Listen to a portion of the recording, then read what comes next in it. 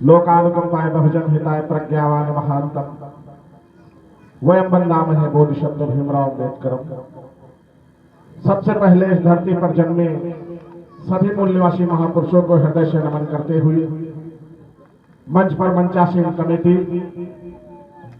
कुर्सी पर बैठे सम्मानित साथी और यहाँ पर उपस्थित माताएं, बहनें, बच्चे, सभी का हृदय की गहराइयों से नमन। मैं कोई बहुत अच्छा वक्ता नहीं हूं, लेकिन मेरे शरीर में जो खुजली पैदा हो गई है उस खुजली को बांटने के लिए आपके बीच में आया हूं। आपके गांव की इतनी बड़ी आबादी और चंद लोग इस पंडाल में, तो शायद चंद लोग ही समझ पा रहे हैं कि इस कार्यक्रम का उद्देश्य क्या है। कार्यक्रम का उद्देश्य क्या है? कार्यक्रम का उद्देश्य है व्यवस्था परिवर्तन। व्यवस्था परिवर्तन तब होगा जब महापुरुषों की बात को जानो, महापुरुषों की बात को मानोगे, अपने बाप के इतिहास को जानोगे।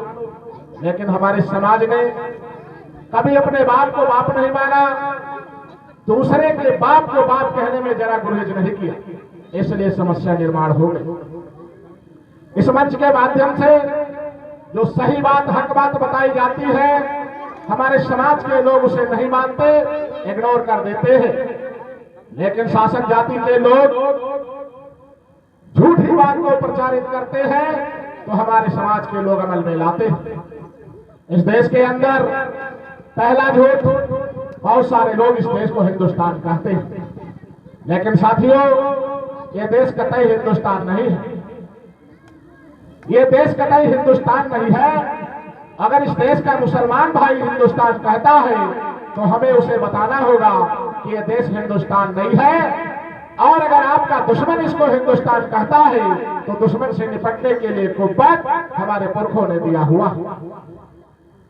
क्योंकि बाबा साहब अम्बेडकर जानते थे, उन्होंने संविधान की पहली धारा में अनुच्छेद 1 में लिखकर रखा है, India that is a Bharat. ये हिंदुस्तान नहीं हो सकता, ये भारत। दूसरा झूठ, 15 अगस्त 1947 की आजादी बड़े जश्न के साथ मनाते हैं। खासतौर से पढ़े लिखे लोग, इंटेलेक्चुअल लोग, डॉक्टर, मास्टर, इंजीनियर, प्रोफेसर लोग ऐसा काम करते हैं। गांव का थम्सअप आदमी, गांव का अंगूठा टेक आदमी अगर इस आजादी को सही आजादी मान बैठा तो उसके लिए क्षम्य है। लेकिन जो इस समाज का इंटेलेक्चुअल वर्ग अगर गधेपन का काम करता है तो उससे बहुत बड़ा सवाल बनता है। उन गधे लोगों से सवाल बनता है, या तो वो इस बात को जानते नहीं है कि 15 अगस्त 1947 की आजादी सही आजादी है। अगर वो इस बात को जानते हैं तो गधेपन का काम करते हैं।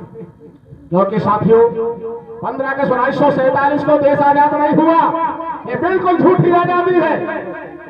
जिस दिन देश आजाद हुआ था, बिरसा मुंडा ने उसी दूसरे दिन बड़ी जनता लेकर आंदोलन किया था, कहा था ये आजादी झूठी है, देश की जनता भूखी है। ये आजादी झूठी है, देश की जनता भूखी है। क्योंकि आपको पता होना चाहिए 14 अगस्त 1947 को फ्रीडम ऑफ कंट्री का बिल पास हुआ, पाकिस्तान को आजाद किया गया।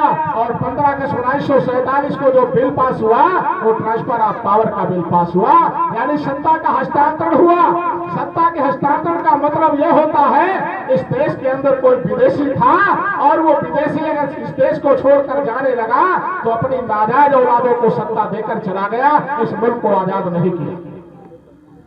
और जिस समय ट्रांसफर ऑफ पावर का बिल लिखा जा रहा था उस समय इकरारनामे हो रहे थे, बहुत सारे एग्रीमेंट हो रहे थे। पहला एग्रीमेंट हुआ था कि अंग्रेज इस देश को छोड़कर जाएगा, लेकिन इस देश की जो जल जंगल जमीन है उसे 99 साल के लिए लीज पर देकर जाएगा। आने वाले समय में उसका बंदोबस्त किया जा सकता है। दूसरा एग्रीमेंट ये पास हुआ था कि जो जमीन भारत के किसानों को दी जा रही है इसके बदले में भारत सरकार मुआवजा देगी। क्या मुआवजा देगी? $100 अरब रुपया एक साल में उसे देना होगा ब्रिटेन को। $100 अरब रुपया उसको एक साल में देना होगा। इस देश के अंदर जो सुप्रीम कोर्ट, हाई कोर्ट का जजमेंट होगा वो अंग्रेजी में लिखा जाएगा, हिंदी में नहीं लिखा जाएगा। क्योंकि हिंदी में लिखोगे तो गांव का ललतू पढ़ लेगा, गांव का ललतू ना पढ़ सके इसलिए अंग्रेजी में लिखा जाएगा। इसके अलावा बहुत सारे एग्रीमेंट लिखे जा रहे थे। इसके अलावा बहुत सारे एग्रीमेंट इस देश के अंदर लिखे जा रहे थे। महत्वपूर्ण एग्रीमेंट आपको मैं बता देना चाहता हूँ। आज की तारीख में गाय और गोश्त के नाम पर राजनीति करने वाली सरकारें, उन सरकार को चलाने वाले उन लोगों से मेरा सवाल बनता है कि तुम गाय और गोश्त के नाम पर राजनीति करते हो, हिंदू मुसलमान के नाम पर राजनीति करते हो, आतंकवाद के नाम पर राजनीति, फसाद के नाम पर, नक्सलवाद के नाम पर राजनीति करते हो। तुम्हारे बाप दादाओं ने लिख कर रखा था, क्या लिख कर रखा था? ये लिख कर रखा था कि इस देश के अंदर सरकारें चाहे जिसकी आए, लेकिन 30,000 मीट्रिक टन गाय का मांस इंग्लैंड को सप्लाई करना पड़ेगा। ये भारत सरकार की जिम्मेदारी बनती है। ये तुम्हारे बाप दादाओं ने लिख कर रखा। तो साथियों, इस बात से प्रमाणित होता है कि जो 15 अगस्त 1947 की आजादी है वो बिल्कुल झूठी आजादी है। वो आजादी पंडित पंडों की आजादी, गुंडी गुंडों की है। वो आजादी तत्समूची जाति के लोगों की है। वो मजलूम समाज और बहुजन समाज की आजादी कतई नहीं है। अगर बहुजन समाज आजाद हो गया होता तो उसकी समस्याएं खत्म हो गई होती। आजाद लोगों के पास समस्याएं नहीं होती है, समस्याएं गुलाम लोगों के पास होती है। इसलिए 15 अगस्त 1947 की आजादी झूठी है। तीसरा झूठ, ये देश गरीब है, इसको डिजिटल इंडिया बनाएंगे, इसको आसमान तक ले जाएंगे, ऐसा नक्शा, ऐसा जो है सपना देखने वाले हमारे देश के लोग। पीएम मोदी कहता है इसको आसमान की ऊंचाई तक ले जाएंगे, इसको डिजिटल इंडिया बनाएंगे। लेकिन इस देश के अंदर अगर लाचारी आई, अगर गरीबी आई, तो उसके जिम्मेदार नेता लोग नहीं है, ये बहनें जिम्मेदार है, ये हमारे भाई जिम्मेदार है। ये बात आप कान खोलकर सुन लीजिए। क्यों जिम्मेदार है? क्योंकि इस देश के अंदर हमारे पुरखों ने जो बात बताई, हमारे पुरखों ने जो रास्ता दिखाया, उस रास्ते पर हम नहीं चले, कसम खा लिया, बिल्कुल उस रास्ते पर नहीं गए और दुश्मनों की बताई हुई बात को अमल में लाए। हमारे पुरखों ने कहा था कि देवराय और मसीह तुम्हारे दास शीश नवाओ और जिहदो शीश निवावला सो ठाकुर सब खाओ। यानी हमें चेतन की पूजा करना चाहिए, लेकिन हम लोगों ने क्या किया? अभी दुश्मनों के बनाई हुई व्यवस्था को अमल किया, उनके त्योहारों को माना, उनके कल्चर को माना, उनकी बनाई व्यवस्था को माना, उनके बनाए मंदिरों के अंदर चढ़ावा चढ़ाने का काम किया। बच्चा तो पैदा किया, मुंडन कराने वही चले गए 18 हाथ वाली के दरबार में, मुंडन कराने वही चले गए और उनकी व्यवस्था को मजबूत कर दिया। जाकर खून पसीने की कमाई मंदिर में जमा कर दिया। इतने में तुम्हारा पेट नहीं भरा, तुमने सोना भी जाकर जमा कर दिया। 28,000 लाख करोड़ रुपया तुमने मंदिर के अंदर जमा कर दिया। चंदे के नाम पर 28,000 लाख करोड़ रुपया मंदिर में जमा कर दिया। तुम्हारा पेट नहीं भरा, 22 लाख टन सोना तुमने मंदिर में जाकर जमा कर दिया।